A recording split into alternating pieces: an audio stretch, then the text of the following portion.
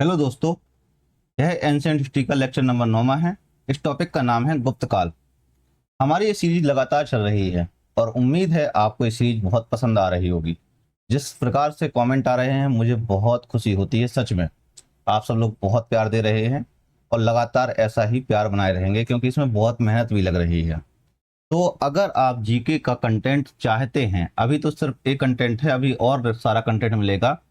PYQ के अलावा जो है, जैसे 2025 के पीवाईक्यू हैं, 2026 में जो अभी एग्जाम होंगे उन सबके पीवाईक्यू लगातार उनका अपडेट आप इधर ही चाहते हैं तो आपको ये सारी चीजें मिलती रहेंगी। जीके का जो है कंटेंट वो मिलेगा यहाँ पर। और भी इसके अलावा इतना सारा कंटेंट मैं जीके का आपको प्रोवाइड करूंगा। जैसे जो बुक्स हैं जो मार्केट में है उन सबका एक रिफाइंड कंटेंट आपको प्रोवाइड करूंगा जीके के स्वरूप में। ठीक है, तो अगर आप इस सबसे जुड़े रहना चाहते हैं तो आपको यूट्यूब चैनल को सब्सक्राइब करना पड़ेगा। तो यूट्यूब चैनल को सब्सक्राइब कर लीजिए, टेलीग्राम चैनल को ज्वाइन कर लीजिए। यहाँ पर पीडीएफ भी मिलेगी आपको और पीवाईक्यू प्रैक्टिस भी यहाँ पर होता रहता है। ठीक है, इसके अलावा आप हमारे ऐप को डाउनलोड कर सकते हैं जहाँ पर फ्री मॉक्स कोर्सेस और बहुत कुछ भी मिलेगा। और ऐप की क्यों जरूरत है वो भी मैं आपको बता देता हूँ। तो हमने एक rank up PYQ batch join किया हुआ है। यहाँ पर ये जो क्वेश्चंस करवाए जा रहे हैं इनकी आपको प्रैक्टिस ही मिल जाएगी। और पहले से ही सारे जो क्लासेस हैं, जैसे कि मिडिवल हिस्ट्री है, मॉडर्न हिस्ट्री है और इसके अलावा फिजिक्स भी स्टार्ट हो चुकी है, तो इन सब का एक्सेस आपको पहले से ही सब कुछ मिल चुका होगा एक ही जगह पर। ठीक है, तो इन सब का अगर आप पहले से एक्सेस चाहते हैं तो वो भी आपको मिल चुका होगा। तो इसके लिए आपको ये rank up PYQ batch join करना पड़ेगा। इसके लिए सिंपल है, आप अगर चाहते हैं और सस्ता तो एक कूपन कोड यूज करें PYQ50, PYQ50, और यह बैच जो है 149 में आपको मिल जाएगा। तो आप इस बैच को भी परचेज कर सकते हैं। बाकी कैसे करना है ये देखो, यहाँ पर आपको प्राइम अकेडमी में जाना है और इसके अलावा यहाँ पर आपको क्विट कोर्स सेक्शन में जाना है। इसके अलावा एसएससी एग्जाम कलेक्ट करना है, फिर एक्सप्लोर करना है और यहाँ पर ये सारी चीज़ें आपको शो हो जाएंगी। बाद में आपको बाय नाउ पर क्लिक करेंगे। ठीक है, तो आपको ये बैच जो मिल जाएगा। और अगर जो फ्री वाले दोस्त हैं वो भी इस चीज़ को करना चाहते हैं, लाइक उनको प्रैक्टिस चाहिए, तो प्राइम जिस प्रैक्टिस वीडियो से ज्वाइन कर लीजिए। और अगर आपकी कोई भी क्वेरी है तो आप मुझे पूछ सकते हैं, डायरेक्ट व्हाट्सएप पर पूछ सकते हैं। तो चलते हैं पहले प्रश्न की ओर। पहला प्रश्न क्या कहता है? पहला प्रश्न कहता है, किस राजवंश के रुद्रसेन द्वितीय ने गुप्त राजवंश के चंद्रगुप्त द्वितीय की पुत्री प्रभावती गुप्त से विवाह किया था? तो चंद्रगुप्त द्वितीय की पुत्री जो प्रभावती गुप्त से विवाह किया हुआ था वो किस वंश का शासक था, ये पूछा हुआ है। तो जो एक तत्कालीन यानी कि समकालीन शासक था, जो या समकालीन जो वंश था उसका नाम था वाकाटक वंश। कौन सा था? वाकाटक वंश था, जिसने वाकाटक वंश के शासक था रुद्रसेन द्वितीय। इसने जो विवाह किया हुआ था गुप्त सम्राट चंद्रगुप्त द्वितीय की पुत्री प्रभावती गुप्त से किया हुआ था। ठीक है, अब वाकाटक वंश की जो स्थापना की हुई थी वो विंध्य शक्ति ने की हुई थी। वाकाटक वंश की स्थापना विंध्य शक्ति ने की थी। विंध्य शक्ति ने की थी, ने की थी। ठीक है, और इसकी जो राजधानी थी, जो वाकाटक वंश की राजधानी थी, तो राजधानी जो थी वो नंदीवर्धन थी। क्या थी? राजधानी नंदीवर्धन थी। नंदीवर्धन थी जो कि महाराष्ट्र में है। ठीक है, और इसके अलावा जो इस संबंध से जैसे विवाहिक संबंध स्थापित हुए, जैसे गुप्त और वाकाटक वंश के बीच में बहुत सारे ऐसे घनिष्ठ संबंध, राजनीतिक संबंध स्थापित हो गए थे। बाद में क्या हुआ था कि जो रुद्रसेन द्वितीय थे, इनकी डेथ हो जाती है। डेथ हो जाती है तो प्रभावती गुप्त ने अपने जो पुत्रों की संरक्षिका के रूप में शासन किया हुआ था और इसी की वजह से कह सकते हैं ये फेमस भी बन चुका था। जो प्रभावती गुप्त थी उनकी संरक्षिका के तौर पे कार्य कर रही थी। ठीक है, और वाकाटकों ने जो है जो अजंता की गुफाएं हैं उसके निर्माण में भी बहुत सारी महत्वपूर्ण भूमिका निभाई हुई थी। तो एक प्रकार से सही आंसर जो है वो सी नंबर हो जाएगा। अगला प्रश्न, प्रश्न नंबर दूसरा, गुप्तों के पतन के बाद मौखरी किस क्षेत्र में उभरे थे? तो जो मौखरी है वो किस क्षेत्र में उभरे हुए थे? तो देखो, जो गुप्तों के पतन के बाद जो क्या हुआ था कि एक क्षेत्र था कन्नौज। तो कन्नौज जो है वो शक्तिशाली क्षेत्र के रूप में उभरा हुआ था। तो यह जो क्षेत्र था वो कहाँ पर था? गंगा यमुना दोआब का प्रमुख केंद्र था। गंगा यमुना दोआब का प्रमुख केंद्र था। दोआब का प्रमुख केंद्र था। ठीक है, कौन था? कन्नौज। अब इससे जिसने जो है पाटलिपुत्र जो था पहले, पाटलिपुत्र था वो क्या था? उत्तरी क्षेत्र में पहले राजनीतिक केंद्र था, उसको प्रतिस्थापित किया हुआ था किसने? कन्नौज ने। बाद में ही कन्नौज जो है यहाँ पर त्रिपक्षीय संघर्ष होने लगता है। ठीक है, इसी के लिए ही त्रिपक्षीय संघर्ष हो रहा होता है। तो मौखरी वंश के बाद एक शासक आया था हर्षवर्धन। हर्षवर्धन जो कि पुष्पभूति संबंध वंश से संबंधित था, उसने परास्त किया किसको, मौखरी वंश को, और उसको जो वहां पर राजधानी जो है थानेश्वर से कन्नौज को स्थापित की हुई थी। ठीक है, और यहीं के बाद में जैसे जो मैंने बताया त्रिपक्षीय संघर्ष, गुर्जर प्रतिहार थे, पाल थे और राष्ट्रकूट थे, इन तीनों के बीच में यह प्रारंभ हो जाता है। कन्नौज को एक नाम और पुकारा जाता है जिसका नाम है कान्यकुब्ज, कान्यकुब्ज भी कहा जाता है। ठीक है, तो यह सही आंसर है, बी नंबर सही आंसर हो जाएगा। ठीक है, अगला क्वेश्चन, क्वेश्चन नंबर तीसरा, चंद्रगुप्त द्वितीय के शासन के बारे में निम्नलिखित में से कौन सा कथन सही है। तो सही कथन पूछा हुआ है कि सही कथन कौन सा है। चंद्रगुप्त द्वितीय ने जो है विक्रमादित्य की उपाधि धारण की थी, चंद्रगुप्त द्वितीय ने विक्रमादित्य की उपाधि धारण की थी, बात सही है भाई। कालिदास और अमर सिंह उनके दरबार के हिस्सा था, तो उनके दरबार का हिस्सा थे कालिदास और अमर सिंह, तो बिल्कुल सही थे भाई। जो चंद्रगुप्त द्वितीय हैं, चंद्रगुप्त द्वितीय का जो शासन काल है तो 380 से लेकर 414 ईस्वी तक रहा है। ठीक है, और इन्होंने ही विक्रमादित्य की उपाधि धारण की हुई थी। अब देखो इसने क्या किया हुआ था, इसमें दो चीज थी, एक तो शकों को पराजित किया हुआ था, शकों को पराजित किया हुआ था, और इसने जो सत्ता प्राप्त की थी वो अपने भाई, इसका राम भाई था रामगुप्त, तो रामगुप्त की हत्या करके सत्ता प्राप्त की थी। ठीक है, जब हम क्लासेस करेंगे तब हम आपको ये सारी चीज बताएंगे। अब जो रामगुप्त के सिक्के प्राप्त हुए थे, तो रामगुप्त ने एकमात्र ऐसा शासक था, गुप्त शासक था, जिसने तांबे के सिक्के जारी किए थे, तांबे के सिक्के जारी किए थे। ठीक है, और चंद्रगुप्त द्वितीय ने जो है वो चांदी के सिक्के जारी किए थे, तो इसने जो है वो चांदी के सिक्के जारी किए हुए थे। अब देखो कई बार ना आपके दिमाग में क्वेश्चन आ हुआ यार सिक्के का क्या महत्व होता है, तो देखो सिक्के का ना एक शब्द में अगर मैं महत्व बोलूं तो इसका जो महत्व है ना वो काफी महत्व था। क्या था कि जैसे अगर मान लो कोई तांबे के सिक्के जारी कर रहा है तो बता रहा है कि वो तत्कालीन उसकी अर्थव्यवस्था कैसी थी, चांदी के या सोने के सिक्के जारी कर रहा है तो बता रहा है कि उसकी अर्थव्यवस्था कितनी मजबूत थी। ठीक है, अब देखो ऐसा हो सकता था कि पहले वो सोने चांदी के करे जारी, फिर बाद में जैसे सोने चांदी की जारी करने के बाद एकदम से तांबे की जारी करने लगा, तो हो सकता है कि मजबूती से कमजोरी की ओर अर्थव्यवस्था पहुंची हुई थी। ये पॉसिबिलिटीज हैं। ठीक है, तो इस वजह से ये था। अब जैसे कहा जाए तो कालिदास और अमर सिंह के दरबार में हिस्सा थे, तो ये बिल्कुल नवरत्न के हिस्सा थे, नवरत्न के हिस्से थे। नवरत्न में कौन कौन से, जैसे कालिदास हो गया, अमर सिंह हो गया, धनवंतरी हो गया, ब्राह्मण हो गया, हरिशरण हो गया, ये बहुत सारे वो लोग थे जो नवरत्न में थे। वहीं पर इनके शासनकाल में, चंद्रगुप्त द्वितीय के शासनकाल में चीनी यात्री फाहियान भी भारत आया हुआ था, तो चीनी यात्री फाहियान ने भारत की यात्रा की थी, भारत की यात्रा की थी। ठीक है, तो सही आंसर जो हो जाएगा वो एक और दो दोनों हो जाएगा, तो बी नंबर सही आंसर। अगला प्रश्न है प्रश्न नंबर चौथा, निम्नलिखित में से कौन महाराजा धीराज की उपाधि धारण करने वाला पहला स्वतंत्र गुप्त राजा था। पहला स्वतंत्र जो है वो गुप्त राजा था, उसके बारे में पूछा हुआ है कि महाराजा धीराज की उपाधि धारण करने वाला। तो जो महाराजा धीराज की उपाधि धारण की हुई थी वो की हुई थी चंद्रगुप्त प्रथम ने। किसने?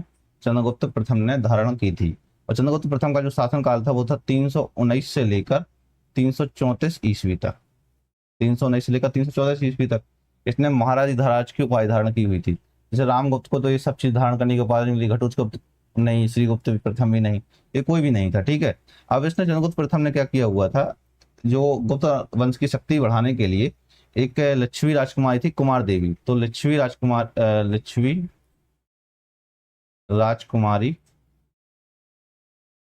राजकुमारी कुमार देवी से विवाह किया हुआ,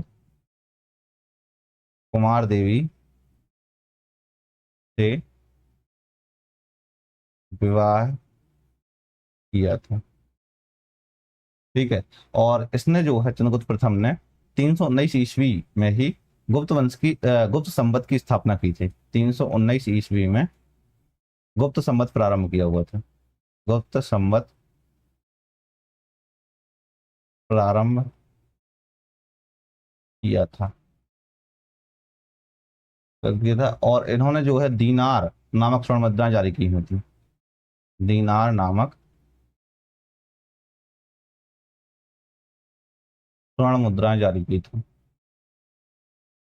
स्वर्ण मुद्राएं जारी की थी। ठीक है, और श्रीगुप्त और जो घटोत्कच गुप्त है ना, ये गुप्त साम्राज्य के संस्थापक थे, तो इन्होंने जो है सिर्फ और सिर्फ कह सकते हैं महाराजा की उपाधि ही धारण की थी। किसकी? महाराज की उपाधि धारण की थी। ना कि महाराजाधिराज की। तो इन्होंने जो है महाराजा की उपाधि धारण की थी, महाराजा की उपाधि धारण की थी,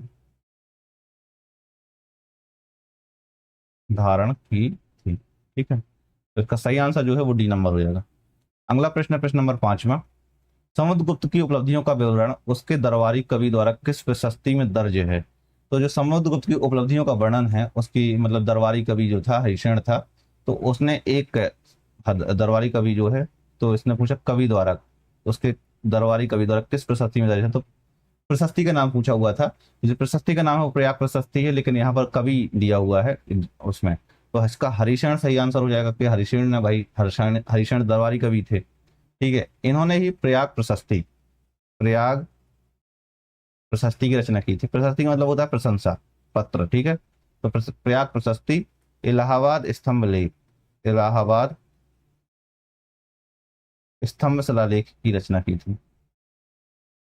स्तंभ, इलाहाबाद स्तंभ शिलालेख की रचना की थी, शिलालेख की रचना की रचना की थी। ठीक है, और इसमें जो है बहुत सारी जैसे समुद्रगुप्त की विजय विजय हो गई, उपाधियां हो गई, व्यक्तित्व हो गया, सब कुछ का वर्णन इसमें मिलता है। ठीक है, कल्याण की बुक का नाम था राष्ट्रंगनी, राष्ट्रंगनी। ठीक है, और इसके अलावा जो कालिदास थे इनके दरबारी कवि थे, इनने बहुत सारी बुक की रचनाएं की हुई थी, जो जैसे अभिज्ञान शकुंतलम हो गया, मेघदूत हो गया। ठीक है, इन सब की रचना की हुई थी। समुद्रगुप्त जो था, अब समुद्रगुप्त की जो उपलब्धियां हैं, तो समुद्रगुप्त को ना एक शब्द में अगर बोला जाए तो इसके लिए भारत का नेपोलियन कहा जाता है। और ये कहते हैं कौन है, अंग्रेज के जो इतिहासकार हैं वो कहते हैं भारत का नेपोलियन। हालांकि समुद्रगुप्त को भारत का नेपोलियन कहा जाता है, नेपोलियन कहा जाता है। ठीक है, सही आंसर जो है वो ई नंबर हो जाएगा। अगला क्वेश्चन है क्वेश्चन नंबर 6वां। बाघ गुफाओं में चित्रकारी किस काल की है? तो बाघ गुफाओं में जो है चित्रकारी किस काल के पूछा हुआ है, तो यह जो चित्रकारी है वो है गुप्त काल की। इसकी गुप्त काल की है, बाघ गुफाओं में चित्रकारी गुप्त काल की। ठीक है, और जो गुफाएं हैं, जो बाघ गुफाएं हैं, ये कहाँ पर स्थित हैं? तो यह जो है मध्य प्रदेश के धार जिले में है। मध्य प्रदेश के धार जिले में है, धार जिले में है। ठीक है, और इनमें जो है वो बौद्ध धर्म से संबंधित चित्र बनाए गए थे। ठीक है, मतलब जो गुफाओं हैं, तो गुफाओं में बौद्ध धर्म से संबंधित चित्र बनाए गए थे, बौद्ध धर्म से संबंधित संबंधित चित्र बनाए गए थे, चित्र बनाए गए थे। ठीक है, और गुप्त काल को स्वर्ण युग कहा जाता है। ठीक है, गुप्त काल को स्वर्ण युग कहा जाता है, स्वर्ण युग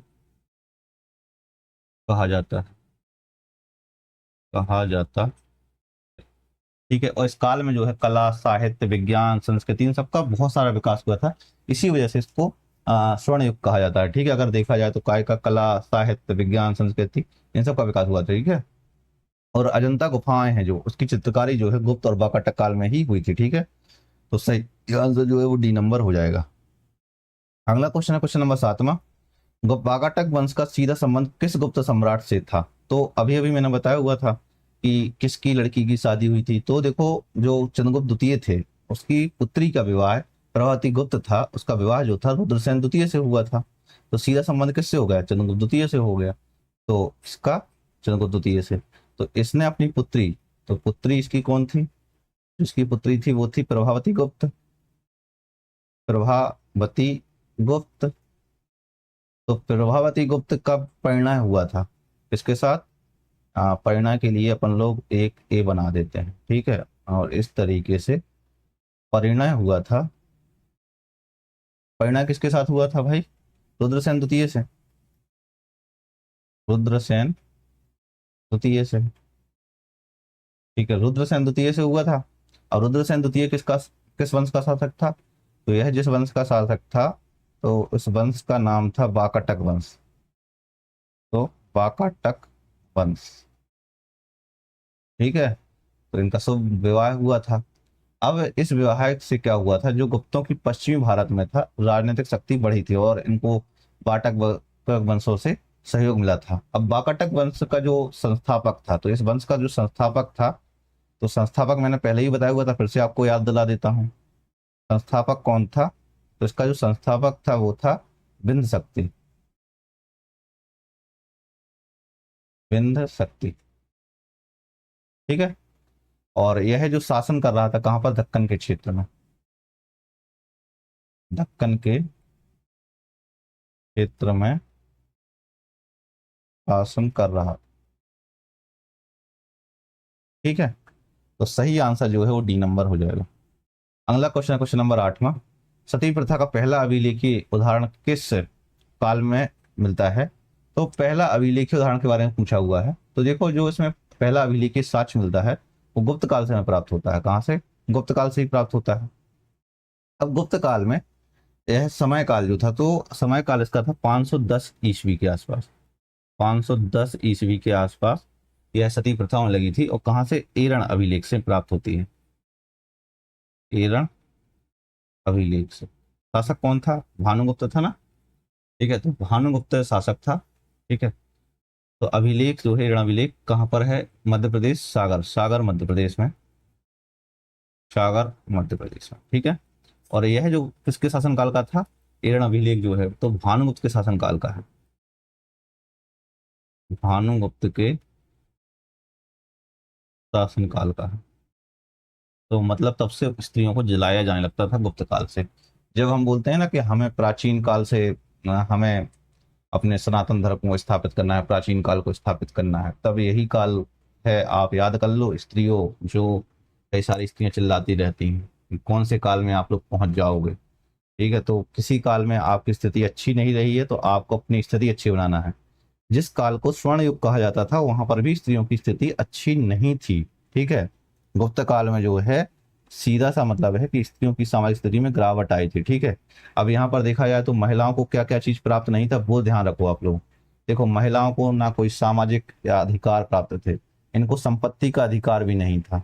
महिलाओं को जो है संपत्ति का अधिकार नहीं था, संपत्ति का अधिकार नहीं था, ठीक है।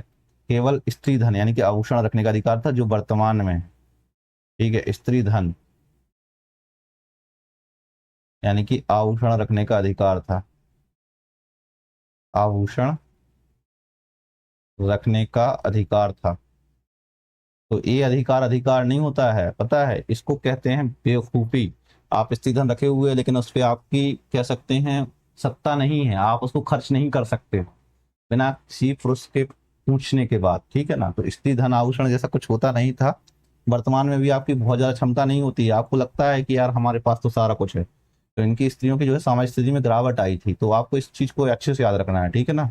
तो क्वेश्चन नंबर 8 में का जो सही आंसर है डी नंबर हो जाएगा। अगला क्वेश्चन है क्वेश्चन नंबर 9। गुप्त साम्राज्य की प्रसिद्ध रचना प्रयाग प्रशस्ति को किस नाम से भी जाना जाता है? तो प्रयाग प्रशस्ति को जो है किस नाम से भी जाना जाता है वो पूछा हुआ है। तो अभी मैंने बताया हुआ था, इसको इलाहाबाद स्तंभ लेख के नाम से जाना जाता है, ठीक है।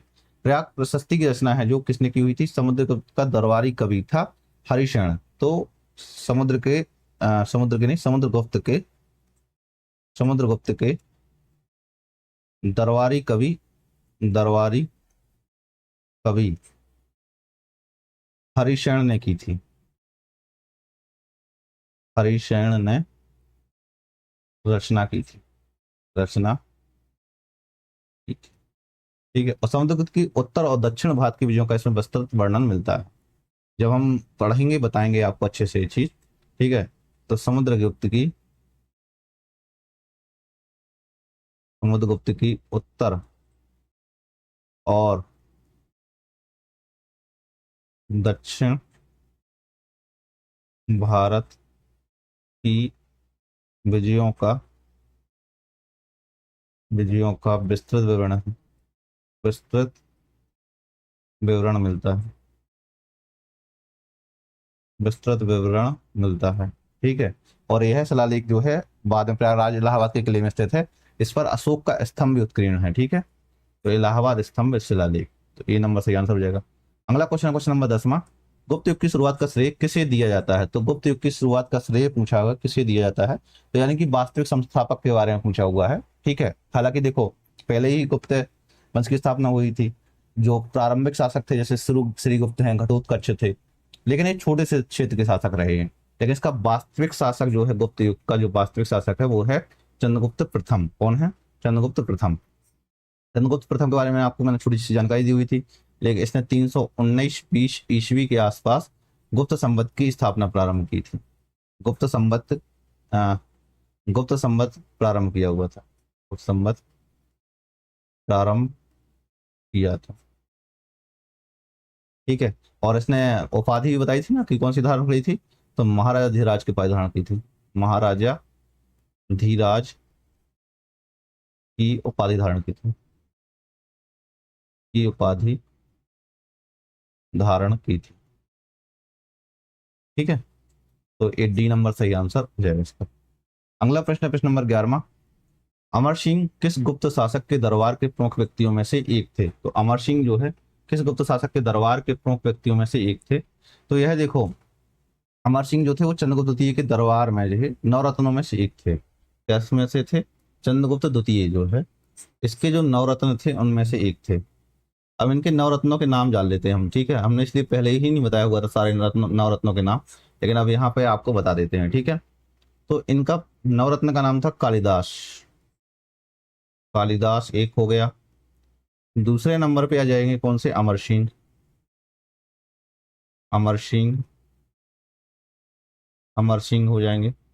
तीसरे नंबर पे आ जाएंगे धनवंतरी। कौन आ जाएंगे? धनवंतरी। चौथे नंबर पे आ जाएंगे बराह महर। बराह महर। पांचवें नंबर पे आ जाएंगे बररुचि। और छठवें पे आ जाएंगे हरिशेन। हरिशेन। और इसके अलावा आ जाएंगे कह पड़क, बोला जाता है इनको, कह पड़क भी कहा जाता है, ठीक है। इसके अलावा शंकु और बेताल भट्ट। बेताल बेताल भट्ट। तो देखो कालिदास ने जैसे थे अभिज्ञान शकुंतलम मेघदूत रघुवंश इन सब की रचना की हुई थी। और कालिदास को जो है भारत का शेक्सपियर कहा जाता था। भारत का शेक्सपियर कहा जाता, शेक्सपियर कहा जाता था, ठीक है ना। तो सही आंसर जो है बी नंबर हो जाएगा। अगला क्वेश्चन है क्वेश्चन नंबर 12वां, किस काल को भारतीय इतिहास का स्वर्ण युग कहा जाता है? तो स्वर्ण युग जो कहा जाता है ना, कई बार क्वेश्चन आता है कि गुप्त काल को भारतीय इतिहास का स्वर्ण युग माना जाता है या नहीं माना जाता। तो भाई माना जाता है। इसको क्यों माना जाता है वो भी मैं आपको बता रहा हूँ। देखो, और क्यों नहीं माना जाएगा वो भी मैं बताता हूँ। देखो तत्कालीन रूप से जो सामाजिक स्थिति थी वो बहुत घटिया थी महिलाओं की, ठीक है। तो बहुत अच्छी थी, यहाँ पर जिस जातिवाद बढ़ गया था बहुत ज्यादा, बहुत सारी और जातियां बढ़ गई थी, तो ये सब चीजें हो रही थी। इस वजह से उसको कह सकते हैं स्वर्ण युग नहीं कहा जा सकता है सामाजिक स्थिति वाले क्षेत्र में, लेकिन जो अन्य क्षेत्र थे वहां पर उसको स्वर्ण युग कहा जा सकता है। तो जो गुप्त काल है उसको स्वर्ण युग कहा जाता है। इसका समय काल है 320 ईस्वी से लेकर 550 ईस्वी तक, ठीक है। अब स्वर्ण युग कहा जाता था। जैसे साहित्य के क्षेत्र में देखा जाए तो साहित्य के क्षेत्र में जैसे कालिदास हैं, ठीक है। जैसे कि विज्ञान के क्षेत्र में हो गया आर्यभट्ट हो गया, आर्यभट्ट हैं, बराहमहर हैं। गणित के क्षेत्र में हो गया आर्यभट्ट ही हैं, ठीक है। खगोल विज्ञान हो गया, खगोल विज्ञान के क्षेत्र में हो गया, ठीक है। चिकित्सा हो गया, जैसे चरक थे, धनवंतरी थे चिकित्सा के क्षेत्र में, ठीक है। और कला हो गई, ठीक है। तो इन सब का बहुत सारा विकास हुआ था। आर्यभट्ट ने तत्कालीन समय से शून्य की अवधारणा प्रस्तुत की थी, पृथ्वी के आकार की गणना की थी। ये सब चीजें हैं। कला के रूप में देखा जाए तो अजंता हो गया, बाघ की गुफाएं हो गई। सो इस काल की सब कुछ ये उसको उदाहरण है जिस काल इसलिए इस काल को जो है स्वर्ण युग कहा जाता है, ठीक है। तो अगला क्वेश्चन जो आ जाएगा अपना वो आ जाएगा 13वां नंबर क्वेश्चन। चंद्रगुप्त द्वितीय के दरबार में नवरत्नों में से किसने मंत्र शास्त्र लिखा था? बड़ा कठिन सा क्वेश्चन है, मंत्र शास्त्र के बारे में बताना है आप। तो आपको किसका लग रहा है मंत्र शास्त्र होगा? तो जो मंत्र शास्त्र था ना वो बेताल भट्ट का था। किसका? बेताल भट्ट था। और चंद्रगुप्त द्वितीय के नवरत्नों में से एक थे, ठीक है। अब जैसे कालिदास के अगर सब नाम देख लेते हैं अब हम यहाँ पर, अभी तक मैं सब बोल रहा था, अभिज्ञान शकुंतलम हो गया, अभिज्ञान शाकुंतलम हो गया। इसके अलावा मालविकाग्नि मित्रम हो गया, मालविकाग्नि मित्रम हो गया। इसके अलावा रघुवंश हो गया, रघुवंश हो गया। मेघदूत हो गया, मेघदूत हो गया। और कुमार संभव हो गया, कुमार संभव हो गया। और ऋतु संहार हो गया, ऋतु संहार हो गया। तो ये सारे थे, ठीक है। जैसे अमर सिंह है तो अमर सिंह ने अमरकोश लिखा था, अमरकोश लिखा था, जो कि संस्कृत में था, संस्कृत कोश भी कहा जाता है, ठीक है। इसके अलावा एक और थे, धनवंतरी थे, तो धनवंतरी ने जो है नवनीत कम लिखा था, धनवंतरी ने नवंती कम, ठीक है, नवंती कम लिखा था, जो कि एक चिकित्सा शास्त्र ग्रंथ था। जैसे बराह मेहर है, बराह मेहर है, तो बराह मेहर ने जो है पंच सिद्धांतिका और बृहत संहिता लिखी थी, पंच सिद्धांतिका टीका और बृहत संहिता लिखी थी, बृहत संहिता लिखी हुई थी, ठीक है। ये सारे ग्रंथों की रचना हुई थी, तो सही आंसर जो है वो सी नंबर हो जाएगा आपका। अगला क्वेश्चन, क्वेश्चन नंबर 14, कुमारगुप्त प्रथम किसके पुत्र और उत्तराधिकारी थे? तो कुमारगुप्त के बारे में पूछा हुआ है, किसके पुत्र थे और किसके उत्तराधिकारी थे। तो मैंने आपको अभी बताया हुआ था ना, जो एक चंद्रगुप्त द्वितीय का नाम बताया हुआ था, ठीक है। तो चंद्रगुप्त द्वितीय के पुत्र थे और उसके उत्तराधिकारी थे, ठीक है। अब यहाँ पर चंद्रगुप्त द्वितीय के पुत्र उत्तराधिकारी थे। अब चंद्रगुप्त द्वितीय की शादी किससे हुई थी? ठीक है, अकेले तो नहीं पैदा किया होगा ना। तो चंद्रगुप्त द्वितीय ने जो है ध्रुव देवी से शादी की हुई थी, ध्रुव देवी से शादी की हुई थी। तो ध्रुव देवी और इनके पुत्र थे कुमारगुप्त प्रथम, कुमारगुप्त प्रथम, ठीक है। तो 415 से लेकर 455 ईस्वी तक शासन किया हुआ था, ठीक है। और इनका शासनकाल जो है अपेक्षाकृत जो है एक प्रकार से शांतिपूर्ण रहा है। बाद में इन्होंने देखो कुमारगुप्त प्रथम ने क्या किया हुआ था, नालंदा विश्वविद्यालय की स्थापना की थी, नालंदा विश्वविद्यालय की स्थापना की थी। और इन्होंने जो है महेंद्रादित्य की उपाधि धारण भी की हुई थी, महेंद्रादित्य की उपाधि धारण की थी, उपाधि धारण की थी, ठीक है। और एक कार्तिकेय के उपासक थे, कार्तिकेय के उपासक थे, ठीक है, ठीक है। और कुमारगुप्त के शासनकाल के अंत में जो है, कुमारगुप्त के शासनकाल के अंत में हूणों का आक्रमण शुरू हुआ था, हूणों का आक्रमण शुरू हुआ था, ठीक है ना। तो इसका सही आंसर जो है वो सी नंबर हो जाएगा। अगला प्रश्न है प्रश्न नंबर 15, किस राजा को उनके सिक्कों पर वीणा वादक के रूप में दिखाया गया था? तो वीणा वादक के रूप में दिखाया गया था किस राजा के सिक्कों को, सिक्कों पर जो है, तो जो समुद्रगुप्त है, समुद्रगुप्त को वीणा वादक के रूप में दिखाया गया है, भाई ये वीणा बजा रहा था, ठीक है।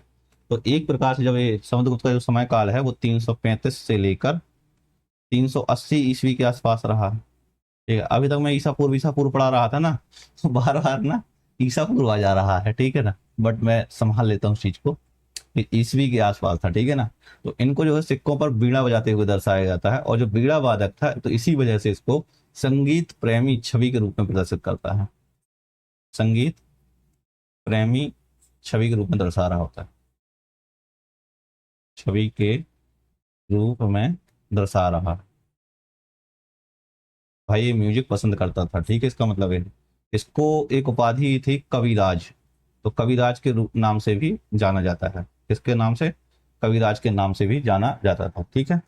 और विलियम स्मिथ नाम का एक वो था, विलियम स्मिथ नाम का राइटर है, तो विलियम स्मिथ ने इसको भारत का नेपोलियन कहा था, किसको? समुद्रगुप्त को भारत का नेपोलियन कहा, समुद्रगुप्त को भारत का नेपोलियन कहा, भारत का नेपोलियन कहा, मतलब अंग्रेज था, एक मैंने बोला था ना अंग्रेज ने कहा था। और कालिदास को जो है, कालिदास को भारत का शेक्सपियर कहा। जबकि समय काल का अंतर बहुत देखा जाएगा तो बहुत ज्यादा अंतर है, ठीक है, उसके बावजूद भी चीज थी, ठीक है। और जो समुद्रगुप्त की मतलब कह सकते हैं उपलब्धियां थी, वो हरिशेन द्वारा प्रयाग प्रशस्ति या इलाहाबाद स्तंभ लेख में वर्णित है, ठीक है। अगला क्वेश्चन है क्वेश्चन नंबर 16। शकों पर विजय के बाद निम्नलिखित में से किसने विक्रमादित्य की उपाधि धारण की थी? तो शकों पर विजय किसने की हुई थी, ठीक है, तो देखो, और विक्रमादित्य की उपाधि किसने धारण की हुई थी? तो देखो, जो विक्रमादित्य की उपाधि धारण की हुई थी वो चंद्रगुप्त द्वितीय ने उपाधि धारण की हुई थी। किसने? चंद्रगुप्त द्वितीय ने। तो चंद्रगुप्त द्वितीय ने उपाधि धारण की थी, शकों पर विजय प्राप्त करने के बाद धारण की थी, ठीक है ना, इतना ध्यान रखना है आपको। अब इन्होंने कहां पर ये मतलब पराजित किया हुआ था? तो पश्चिमी क्षत्रपों या शकों, पश्चिमी क्षत्रपों कहा जाता है इसको, पश्चिमी क्षत्रपों यानी शकों को पराजित करके, जो गुजरात और मालवा का क्षेत्र था ना, वहां के क्षेत्र पर इनको पराजित किया हुआ था, ठीक है। तो शकों को गुजरात, शकों को पराजित करके गुजरात और मालवा का क्षेत्र, मालवा के क्षेत्र तक गुप्त साम्राज्य का विस्तार किया हुआ था, साम्राज्य का विस्तार किया, ठीक है ना। इससे मतलब और ज्यादा विस्तार हो गया था, और इसी वजह से वहां के इनके नवरत्न हैं, गुप्त संवत का प्रारंभ हो गया, ये सब चीजें इसकी उपलब्धियों के तौर पर देखा जाता है, ठीक है। तो बी नंबर सही आंसर हो जाएगा इसका। अगला क्वेश्चन है क्वेश्चन नंबर 17। निम्नलिखित में से कौन गुप्त शासक घटोत्कच का उत्तराधिकारी बना? तो कौन सा ऐसा गुप्त शासक था जो घटोत्कच का उत्तराधिकारी बना हुआ था? तो इसका नाम था चंद्रगुप्त प्रथम। देखो, सबसे पहले आया था श्रीगुप्त, जिसने गुप्त वंश की स्थापना की। इसके बाद आया कौन? घटोत्कच आया, घटोत्कच आया, ठीक है। कौन आया? घटोत्कच। और इसके बाद आया चंद्रगुप्त प्रथम, चंद्रगुप्त प्रथम, ठीक है। अब आपसे जो क्वेश्चन पूछा जाता है वो इनकी उपाधियों, तो इन्होंने जो है वो महाराजा की उपाधि धारण की थी, श्रीगुप्त घटोत्कच ने। तो एक प्रारंभिक शासक के तौर पे है। इसने कौन सी उपाधि धारण की थी? महाराजा धीराज की उपाधि धारण की थी, महाराजा धीराज की उपाधि धारण की हुई थी। तो सही आंसर जो है वो बी नंबर हो जाएगा, ठीक है। और इसने विवाह जो था लक्ष्मी राजकुमारी कुमार देवी से विवाह कर किया हुआ था, जिसकी वजह से इसकी शक्ति में और ज्यादा वृद्धि हुई थी। अगला क्वेश्चन है क्वेश्चन नंबर 18। दिल्ली में स्थित प्रसिद्ध लोह स्तंभ का निर्माण किस वंश के शासक ने करवाया था? तो किस वंश के शासक ने करवाया था लोह स्तंभ का निर्माण जो है? तो देखो, जो लोह स्तंभ का निर्माण है वो करवाया हुआ था चंद्रगुप्त द्वितीय ने ही करवाया हुआ था, ठीक है। इसने चंद्रगुप्त द्वितीय ने। तो कौन सा चंद्रगुप्त द्वितीय किस वंश से संबंधित था? तो गुप्त वंश से संबंधित था। किससे? गुप्त वंश से संबंधित था। तो अभी जो मेहरौली में स्तंभ है, मैं देखने गया था, अभी भी बिल्कुल जैसा खड़ा था वैसे ही खड़ा हुआ है, ठीक है ना। तो यहाँ पर इसकी खास जो विशेषता है कि अभी तक इसमें जंग नहीं लगा है, ठीक है। बाकी आपको पता ही है कि भारत में आजकल कुछ भी बन रहा है उसमें जंग तो तुरंत लग जा रहा है, ठीक है। अब क्यों लग जा रहा है पता नहीं है। तो ये कहाँ पर स्थित है? लोह स्तंभ कहाँ पर है? दिल्ली के मेहरौली में स्थित है। अब मेहरौली में आपको लगेगा, लेकिन ये कुतुब मीनार के जब आप अंदर जाओगे वहां पर मिल जाएगा, ठीक है ना। दिल्ली के मेहरौली में स्थित, मेहरौली में स्थित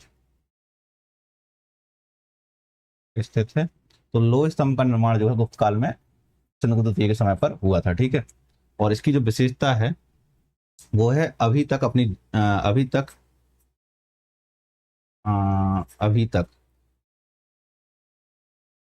जंग ना लगना, जंग ना लगना इसकी विशेषताओं में से एक है, ठीक है। और गुप्तकालीन धातु कर्म की जो है एक उन्नत तकनीक को दर्शा रहा था, ठीक है ना, इस प्रकार से कह सकते हैं। अब इसमें जो संस्कृत में ब्राह्मणी लिपि में जो है अभिलेख अंकित है, ठीक है। संस्कृत में ब्राह्मणी लिपि में ब्राह्मणी लिपि में अभिलेख अंकित है, अभिलेख अंकित है। और इस पर जो है चंद्र नामक राजा का उल्लेख किया हुआ है, चंद्र नामक राजा का उल्लेख है, चंद्रगुप्त नामक राजा का उल्लेख है। और इसी वजह से इसको चंद्रगुप्त द्वितीय के नाम से जाना जा रहा है, मतलब चंद्र नाम है ना, वो चंद्रगुप्त द्वितीय, चंद्रगुप्त द्वितीय, ये हो जाएगा। तो सही आंसर जो है वो ए नंबर हो जाएगा। अगला प्रश्न, प्रश्न नंबर 19वां, निम्नलिखित में से कौन सा पद कवि हरिशरण ने नहीं संभाला था? तो देखो, कवि हरिशरण ने ना दो पद संभाले हुए थे गुप्तकाल के दौरान, ठीक है, और भी दो तीन पद थे मतलब कुल मिला के, लेकिन इसने जो है कभी भी जो है वो जो पद नहीं संभाला था वो था नगर श्रेष्ठी। कौन नहीं संभाला था? नगर श्रेष्ठी पद कभी नहीं संभाला हुआ था। बाकी संधि विग्राहक विग्राहक भी रहा है, महादंड नायक भी रहा है, और कुमार अमात्य भी रहा है। अब जो संधि विग्राहक होता है वो विदेश मंत्री होता था। क्या होता था? विदेश मंत्री होता था। तो विदेश मंत्री का पद भी इसने संभाला हुआ था। महादंड नायक है जो, वो न्यायिक अधिकारी होता था। तो न्यायिक अधिकारी होता था मतलब एक साथ में जो अधिकारी है ना, एक व्यक्ति है, वो कई सारे पदों पर रह सकता था। न्यायिक अधिकारी था। और कुमारा मत तो होता था जो वो उच्च प्रशासनिक अधिकारी था। उच्च प्रशासनिक अधिकारी थे। और जो नगर श्रेष्ठी था, तो नगर श्रेष्ठी कौन था?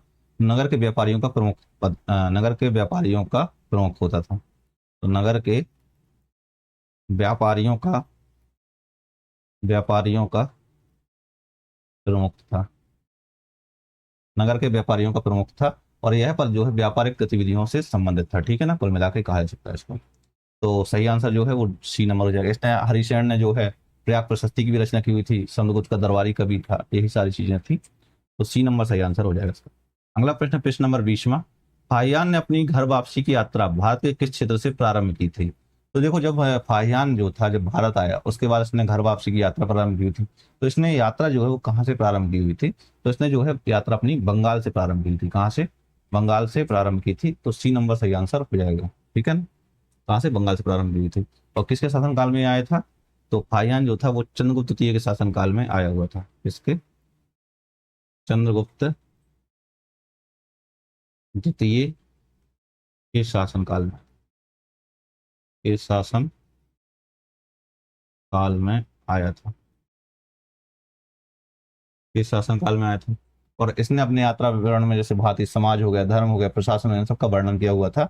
और इसकी जो बुक का नाम था, मतलब बुक का नाम था या संग्रह फो क्यो की कहा जाता है, ठीक है ना। तो बौद्ध राज्यों का विवरण इसमें, इसका अर्थ जो हुआ बौद्ध राज्यों का विवरण, ठीक है, यह इससे नाम से प्रसिद्ध है। तो सी नंबर सही आंसर हो जाएगा इसका। अगला क्वेश्चन, क्वेश्चन नंबर 21 कहता है कि नालंदा विश्वविद्यालय, जहां जुआन जांग जैसे तीर्थयात्री अध्ययन करने आए, भारत के किस राज्य में स्थित है? तो जुआन जांग जो है वो भारत के किस राज्य में स्थित है? तो यह जो है वो है बिहार में। कहाँ पर? सी नंबर सही आंसर हो जाएगा, बिहार में। तो तीर्थ आदि नालंदा विश्वविद्यालय का पूछा हुआ है। अब इन सबसे कोई मतलब नहीं है कि जुआन जांग हो गया, हिंसांग हो गया। तो जुआन जांग को जो है हिंसांग कहा जाता है। ये ना आप कंफ्यूजन हो जाओगे, मुझे लगता था। हिंसांग कहा जाता है, ठीक है। तो जुआन जांग हो गया, फायान हो गया, सिंह हो गया, ये सारे यात्री यहाँ पर आए हुए थे, ठीक है। तो नालंदा विश्वविद्यालय जो बिहार में स्थित है, कहाँ पर? बिहार में स्थित है, ठीक है। और एक प्रमुख है, बौद्ध शिक्षा का केंद्र था। इसकी स्थापना जो थी, नालंदा विश्वविद्यालय की जो स्थापना है, कुमारगुप्त प्रथम ने की थी। कुमारगुप्त प्रथम ने की हुई थी, ठीक है। नालंदा में जो विश्व भर से अलग अलग विद्यार्थी थे। देखो, फाहियान ने यहाँ पर शिक्षा ग्रहण क्यों नहीं की थी, वो आप बताओ पहले।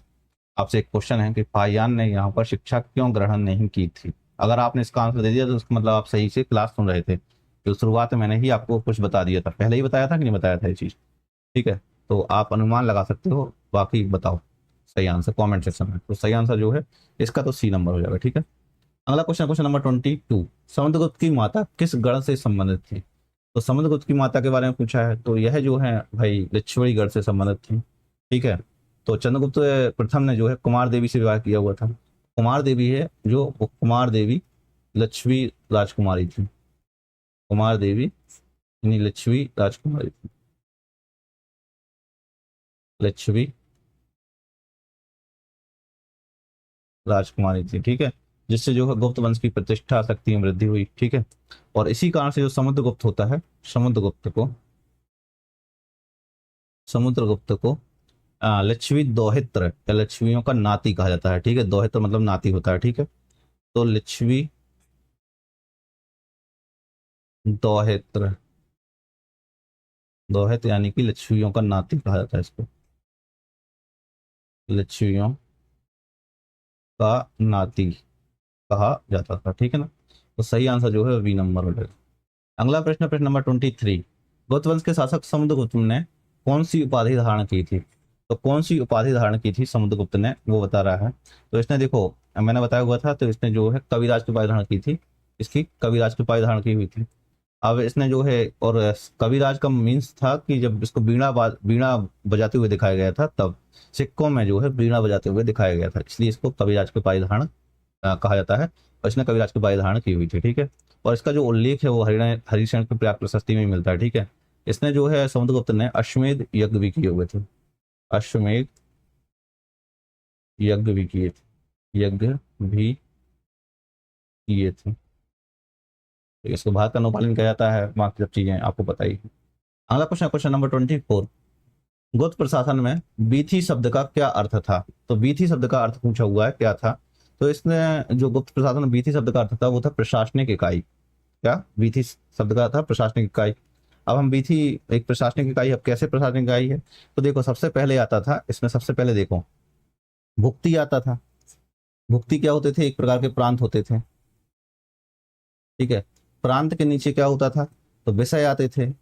विषय जो है वो क्या होता था? विषय जो है वो जिला होता था। जिला होता था।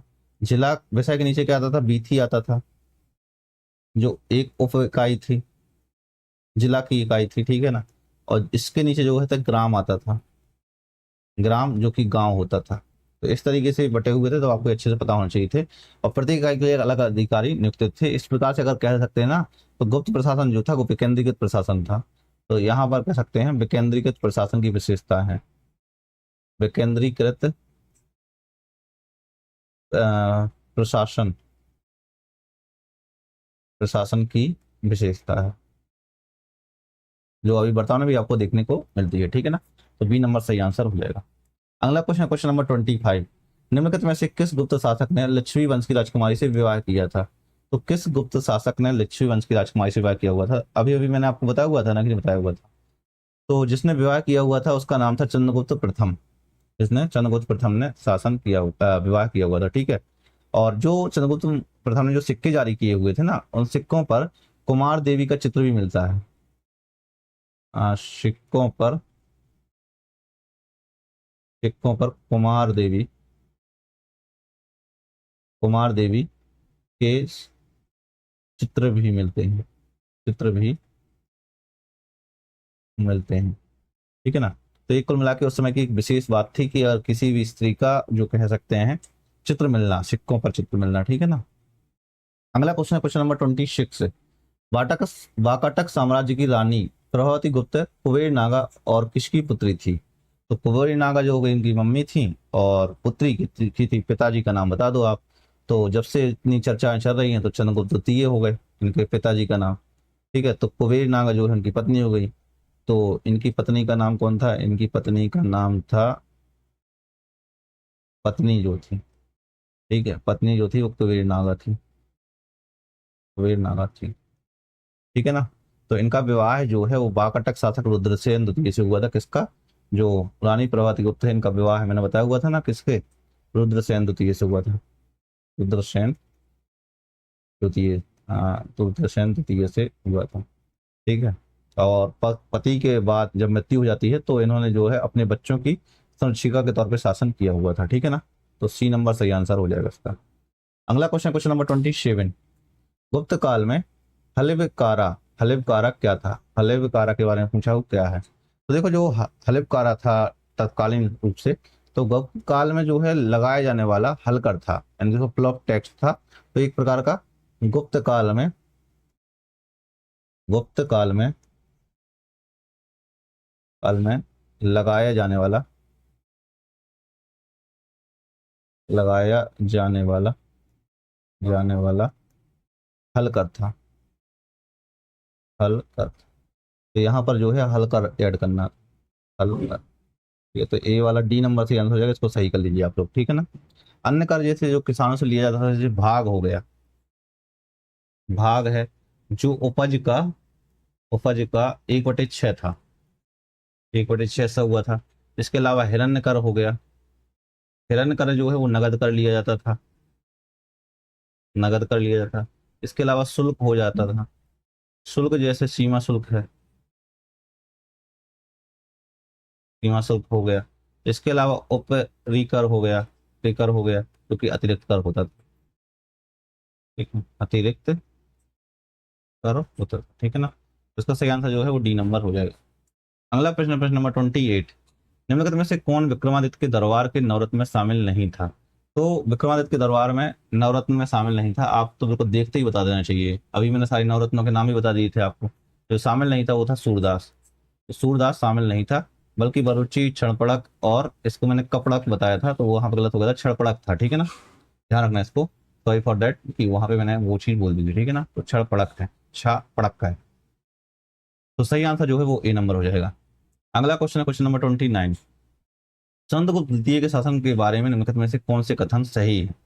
उन्होंने विक्रमादित्य की उपाधि धारण की थी, कालिदास और अमर सिंह उनके दरबार में थे। तो चंद्रगुप्त द्वितीय कौन से कथन सही है वो बताना है आपको। तो आपको अच्छे से पता है कि विक्रमादित्य की उपाधि धारण की थी, सही है भाई, उपाधि धारण की थी। कालिदास और अमर सिंह जो है उनके दरबार में थे। तो देखो ये पहले भी क्वेश्चन ऐसे पूछ जाते हैं, रिपीटेड क्वेश्चन भी पूछ जाते हैं, इसलिए क्यूआई की बहुत जरूरी हो जाते हैं। तो ए और बी दोनों, डी नंबर सही आंसर हो जाएगा इसका, ठीक है ना। अगला क्वेश्चन, क्वेश्चन नंबर 30, कि गुप्त काल में सोने के सिक्कों को किस नाम से जाना जाता था। तो सोने के सिक्कों को जो है किसने चलाए हुए थे वो बताओ आप पहले, सबसे पहले, ठीक है। तो सोने के सिक्के जो हैं समुद्रगुप्त के शासन काल में चलाए हुए थे, ठीक है। और जो सोने के सिक्कों को कहा जाता था वो दीनार कहा जाता था, क्या कहा जाता था, दीनार कहा जाता था। तो गुप्त काल में जो है बड़ी मात्रा में जो है स्वर्ण मुद्रा जारी की हुई थी, जो एक प्रकार से बता रहा था कि जो गुप्त काल है ना वो काफी मजबूत अर्थव्यवस्था के तौर पर था, ठीक है। तो डी नंबर सही आंसर हो जाएगा इसका। अगला क्वेश्चन है क्वेश्चन नंबर 31, निम्नलिखित में से कौन गुप्त शासक था। तो कौन से गुप्त शासक था और कौन नहीं था, तो आपको बताना है गुप्त शासक कौन था। जैसे घनानंद है वो नंद वंश से संबंधित था, कनिष्क था जो कुषाण वंश से संबंधित था, ठीक है। और जो भीमकटविषय से ये भी कुषाण वंश से संबंधित था। तो गुप्त शासक कौन था, विक्रमादित्य था, चंद्रगुप्त द्वितीय, ठीक है। तो चंद्रगुप्त द्वितीय, चंद्रगुप्त द्वितीय, ठीक है। तो यह जो है गुप्त वंश से संबंधित था, गुप्त शासक था, तो बी नंबर सही आंसर हो जाएगा इसका।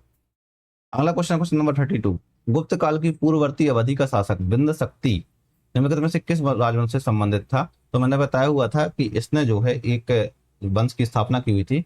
तो बिंद शक्ति ने जो है वो वाकाटक राजवंश की स्थापना की हुई थी, किसकी, वाकाटक राजवंश की स्थापना की हुई थी।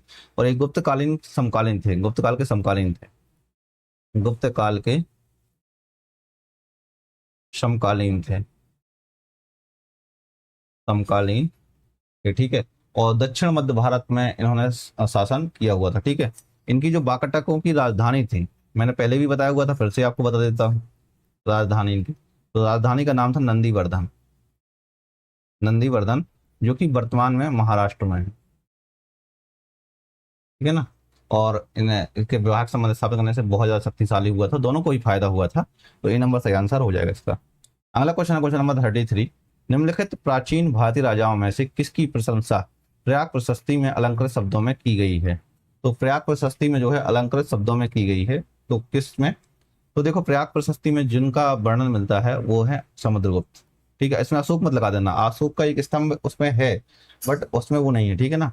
तो समुद्रगुप्त ने जो है कई सारी उपाधियां धारण की थी, जैसे सर्व राजोतेक्षता, राजो क्षेत्रता, से कुछ नाम से है, पढ़ लेना आप लोग, ठीक है। कविराज हो गया। तो इस कुछ दो उपाधियां हैं जो बहुत प्रमुख हैं, तो ये उपाधियां भी धारण की हुई थी। और जो ये प्रयाग प्रशस्ति इसकी रचना जो है वो हरिशरण ने की हुई थी, मैं पहले ही बताया हूँ, ठीक है।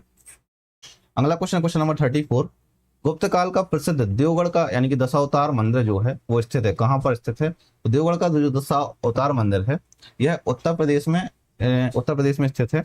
उत्तर प्रदेश में एक जिला है ललितपुर, ललितपुर। तो ये ललितपुर में, ललितपुर जिले में बेतवा नदी के पास स्थित है, बेतवा नदी के पास स्थित, पास स्थित है। और इस यह जो मंदिर है देवगढ़ का जो दशावतार मंदिर है, यह भगवान विष्णु को समर्पित है, भगवान विष्णु को समर्पित है, भगवान विष्णु को समर्पित है। और इसका जो निर्माण है वो 6वीं सदी ईसा पूर्व में हुआ था। तो निर्माण जो है, निर्माण काल समय, निर्माण जो है वो 6ठी छठी सदी ईसा पूर्व में, छठवीं सदी ईसा पूर्व में हुआ था। और मंदिर जो है नागर शैली के प्रारंभिक स्वरूप को दर्शा रहा होता है, ठीक है। और इसमें जो है विष्णु के 10 अवतारों का वर्णन भी मिलता है, चित्रण मिलता है। तो विष्णु के 10 अवतारों का चित्रण मिलता है, 10 अवतारों का चित्रण मिलता है, ठीक है ना। तो ए नंबर सही आंसर हो जाएगा इसका। अगला क्वेश्चन, क्वेश्चन नंबर 35। निम्नलिखित में से किस राजा का वर्णन एक शिलालेख में परमात्मा पुरुष के रूप में किया गया है जो साधुओं की समृद्धि और असाधुओं के विनाश का कारण है? साधुओं की समृद्धि और असाधुओं के विनाश का कारण है, वो पूछा हुआ है। तो इसमें लिखा हुआ है परमात्मा, किस राजा का वर्णन जो है एक शिलालेख में परमात्मा पुरुष के रूप में किया गया है। तो यह जो है वो परमात्मा पुरुष जो था भाई, वो था समुद्रगुप्त था। कौन था? समुद्रगुप्त। ठीक है, तो सी नंबर सही आंसर हो जाएगा। अब समुद्र जो प्रयाग प्रशस्ति में इसका वर्णन है, इसमें प्रयाग प्रशस्ति में जो ये सब कुछ लिखा हुआ है ना परमात्मा पुरुष, इसमें प्रयाग प्रशस्ति। प्रशंसा ही तो करना है, तो चाहे जो भी प्रशंसा करते हो तो प्रशस्ति है ये। जितनी भी अब आप लोग समझते हो शब्दों का प्रयोग अपने अनुसार कर लीजिए, ठीक है। तो इसको जो है मतलब देवताओं के समान बताया गया, जैसे कुबेर, इंद्र, वरुण, यम, इन सब देवताओं के स्वरूप में बताया गया है इसको, समुद्रगुप्त को, ठीक है ना। तो इसका सही आंसर जो है वो सी नंबर हो जाएगा। अगला क्वेश्चन, क्वेश्चन नंबर 36।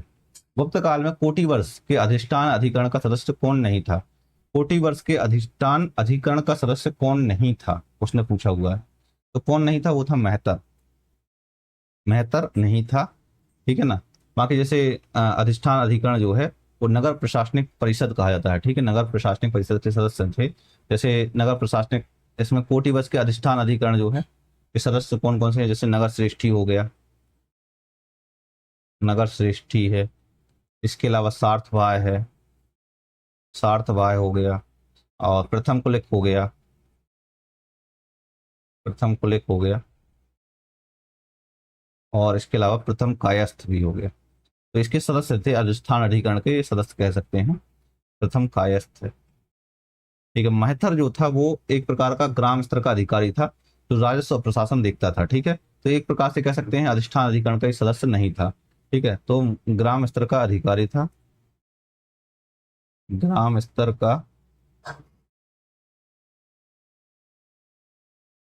अधिकारी था जो राजस्व और प्रशासन देखता था, जो राजस्व और प्रशासन देखता देखता था। इसलिए यह है जो कह सकते हैं इसका अधिष्ठान अधिकरण नहीं था। तो अलग अलग स्तरों पर अलग अलग अधिकारियां तो नियुक्ति होती थी, लेकिन जो स्थानीय स्तर के अधिकारी थे ना उन पर ज्यादा महत्व दिया जाता था। तो इसका सही आंसर जो है बी नंबर हो जाएगा। अगला क्वेश्चन, क्वेश्चन नंबर 37। विशिष्ट नागर शैली का शिखर निम्नलिखित में से किस मंदिर में दिखाई देता है? तो देखो नागर शैली का जो शिखर है, उसने पूछा विशिष्ट नागर शैली का किस शिखर जो है पहली बार कहाँ पर दिखाई देता है? तो देखो जो देवगढ़ का दशावतार मंदिर है ना, उसमें सारी चीजें मिलती हैं। तो इसका सही आंसर जो है बी नंबर हो जाएगा कि देवगढ़ का दशावतार मंदिर नागर शैली की जो है प्रारंभिक और उत्कृष्ट उदाहरणों में से एक था, ठीक है ना। अब बाकी जैसे जो बृहदीश्वर मंदिर हो गया ये, तो यह जो है द्रविड़ शैली का उदाहरण हो गया, द्रविड़ शैली का उदाहरण है।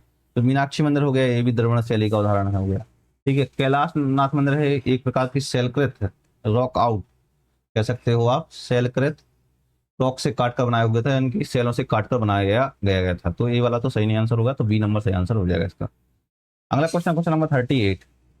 प्राचीन भारत में किस चीनी यात्री ने मध्य भारत की यात्रा के अभिलेख नामक देनकी लिखी थी? अभिलेख नामक देनकी लिखी हुई है, इसने पूछा हुआ मध्य भारत की यात्रा के अभिलेख नामक देनकी लिखी हुई थी। तो ये मध्य भारत की यात्रा के अभिलेख नामक देनकी, तो एक चीनी यात्री, आप देखो आपको इस कंफ्यूजन कर सकता है बहुत अच्छे से। तो जो एक पश्चिमी प्रदेशों का विवरण नामक से एक ग्रंथ लिखा हुआ था, ठीक है, इसको कह सकते हैं मध्य भारत का विवरण, अभिलेख, कुछ भी कह सकते हो। तो हैंसांग ने लिखा हुआ था ये, हैंसांग ने लिखा हुआ था शी यू की। इसका पूरा अर्थ है जो वो है पश्चिमी प्रदेशों का विवरण। पश्चिमी प्रदेश में कौन से आते हैं? मध्य भारत की यात्रा के अभिलेख, है ना। तो पश्चिमी प्रदेशों का विवरण, इन सब का उल्लेख मिलता है इसमें, ठीक है ना। और इसने जो है 7वीं सदी में हर्षवर्धन के समय में भारत आए हुए थे, हर्षवर्धन के समय भारत आया था, ठीक है। और नालंदा विश्वविद्यालय में उसने अध्ययन भी किया हुआ था, इसलिए इसने जो भारत की शिक्षा हो गया, संस्कृति हो गया, इन सबका अलग अलग प्रकार से कह सकते हैं विवरण दिया हुआ था, ठीक है ना। तो क्वेश्चन नंबर 38 का आंसर हो जाएगा बी नंबर। अगला क्वेश्चन, क्वेश्चन नंबर 39, निम्नलिखित में से किसकी रचना हरिशरण द्वारा की गई थी। तो अभी जब से हम लोग क्या ही चिल्ला रहे हैं, बक रहे हैं जब से, तो आपको तो ये पता ही होना चाहिए किसने, समुद्रगुप्त ने की, समुद्रगुप्त की पर्याप्त प्रशस्ति की। विजय सेन की जो द्विपाड़ा प्रशस्ति है ये किससे संबंधित है। तो विजय सेन की जो द्विपाड़ा प्रशस्ति है ये पाल वंश से संबंधित, किससे संबंधित है, पाल वंश से संबंधित हो गया। हाथी गुम्फा अभिलेख जो है वो किस वंश से संबंधित हो गया, चेदी वंश से संबंधित है, चेदी वंश से संबंधित है। और ये जो गौतमी बालश्री का नासिक अभिलेख है किस वंश से संबंधित है, ये सातवाहन वंश से या सातवाहन काल से संबंधित, सातवाहन पंथ से संबंधित है, ठीक है। तो इसका सही आंसर जो है वो बी नंबर हो जाएगा, क्या हो जाएगा, बी नंबर सही आंसर हो जाएगा। अगला क्वेश्चन, क्वेश्चन नंबर 40, साहित्यिक भाषा अपभ्रंश के बारे में निम्नलिखित कथनों पर विचार कीजिए, ठीक है। तो एक एक करके कथन देखने हैं हमें। यह 6वीं शताब्दी तक पहचानने योग्य रूपों में दिखाई देता है, बात सही भाई, एकदम सही है। अपभ्रंश पहचानने योग्य रूपों में दिखाई देने लगता है। यह प्राकृतिक और संस्कृत के साथ क्षेत्रीय बोलों के मिश्रण के साथ विकसित हुआ था, ये भी सही है। तो एक संक्रमणकालीन भाषा थी, जो अपभ्रंश भाषा है वो एक संक्रमणकालीन भाषा थी, संक्रमणकालीन भाषा थी, संक्रमणकालीन भाषा थी, ठीक है। और 6वीं शताब्दी ईस्वी तक स्पष्ट रूप से विकसित हो चुकी थी, ठीक है। तो सी नंबर सही आंसर हो जाएगा, दोनों ही, 1 और 2 दोनों, ठीक है। तो देखो टोटल हमने जो है 40 क्वेश्चंस कर लिए हैं। और अगर अभी तक आपने सोचा नहीं है कि rank up PYQ batch join करना है, तो ये आपका नुकसान है मेरे अनुसार। तो क्यों है वो मैं आपको बता देता हूँ। देखो प्रैक्टिस कर सकते हो आप यहाँ पर, आप अगर यहाँ से पढ़ भी लोगे, बट आप उनकी अगर प्रैक्टिस नहीं करोगे, रिवाइज प्रैक्टिस नहीं करोगे, बार बार प्रैक्टिस नहीं करोगे, तो आपको वो दिमाग में कैसे बैठेगा। तो सबसे बेहतर होगा कि आप प्रैक्टिस करो इन प्रश्नों की, ठीक है। जो भी डिटेल सोल्यूशन है उसको बार बार पढ़ो, 2 से 4 बार, तो आप बेहतर उस पर पढ़ सकते हो अच्छे तरीके से। अगर कोई भी आपको डाउट होता है, कुछ भी होता है, तो आप मुझे पूछ सकते हैं, मैं उसका जवाब आपको कमेंट सेक्शन में दे दूंगा, या आप यहाँ पर डेडिकेटेड डाउट सपोर्ट है उसके माध्यम से पूछ सकते हैं। आप मुझे व्हाट्सएप भी कर सकते हैं, ठीक है। कोई भी आपके डाउट होता है, आपकी कोई भी क्वेरीज है, मुझे व्हाट्सएप बेझिझक करें, मैं उसका जवाब आपको अच्छे तरीके से दे दूंगा। जो फ्री वाले दोस्त हैं उन सबके लिए भी मैं सोच रहा हूँ, बट कई बार प्लान नहीं कर पाता हूँ, लेकिन जल्द से जल्द मैं सारी चीजें प्लान करूंगा। मॉक टेस्ट सेक्शन में जो प्राइम जी स्पेक्ट्रोस्पीडिया है, यहाँ पर मैं बहुत सारे प्रश्न जल्द से जल्द अपलोड कर दूंगा, ठीक है। तो आपकी अगर आपकी कोई भी क्वेरीज है तो आप मुझे व्हाट्सएप कर सकते हैं, ईमेल कर सकते हैं, उसका जवाब मैं ही दूंगा। अभी हमारे पास टीम नहीं है, तो टीम नहीं, मैं ही जवाब दूंगा, सारे प्रश्नों का जवाब मैं ही आपको करूंगा। आने वाले वक्त में जैसा भी होगा सब मैं आपको सारी प्लानिंग शेयर करता चलूंगा। तो आप प्राइम एसएससी आपका यार अपना चैनल है तो उसको सब्सक्राइब करो, दोस्तों के साथ शेयर भी करो, ठीक है। अगर आपने पुरानी वीडियोज नहीं देखी हैं तो मैं आपसे रिक्वेस्ट करूंगा कि आप पुरानी वीडियोज देखें, क्योंकि आप थ्योरीज पढ़ते जाओगे, लेकिन अगर प्रैक्टिस नहीं करोगे तो आपकी तैयारी कमजोर रहेगी, ठीक है। आप सोचते हो कि फुल लेंथ टेस्ट लगा लोगे, ठीक है भाई लगा लिया आपने, लेकिन फुल लेंथ टेस्ट के अलावा फिर क्या आपके पास कुछ क्वेश्चंस हैं, तो आपके पास कोई भी ऐसा कुछ भी नहीं है जब आप प्रैक्टिस करोगे। तो बेहतर है कि सबसे पहले आप चैप्टर पढ़ो, चैप्टर पढ़ने के बाद उसकी थ्योरीज प्रैक्टिस करो, थ्योरीज प्रैक्टिस करने के बाद थ्योरी के बाद सॉरी रिवीजन पीवाईक्यू प्रैक्टिस करो, पीवाईक्यू के बाद आ जाओ एमसीक्यू पर। अब अगर आपको कोई टीचर है वो एमसीक्यू बस आपको प्रोवाइड कर दे रहे हैं, दैट द पॉइंट कि वो सिर्फ और सिर्फ आपकी तैयारी में कुछ गड़बड़ी कर रहे हैं। ध्यान रखना है आपको, प्रैक्टिस अच्छे से करनी है, रिवाइज प्रैक्टिस करनी है पीवाईक्यू की। पीवाईक्यू जितनी प्रैक्टिस करोगे, क्योंकि लैंग्वेज जो अंडरस्टैंडिंग है वो एमसीक्यू में नहीं आ पाती है, ठीक है। एमसीक्यू कितनी भी कोशिश कर लें वो कोशिश नहीं पूरी हो सकती है जो एक पीआईक्यू कर सकता है आपकी, ठीक है ना। तो आपको ये क्लासेस जरूर देखनी है, पीआईक्यू पूरे फॉलो करना है आपको, ठीक है। मिलते हैं नेक्स्ट वीडियो में। जय हिंद, जय भारत।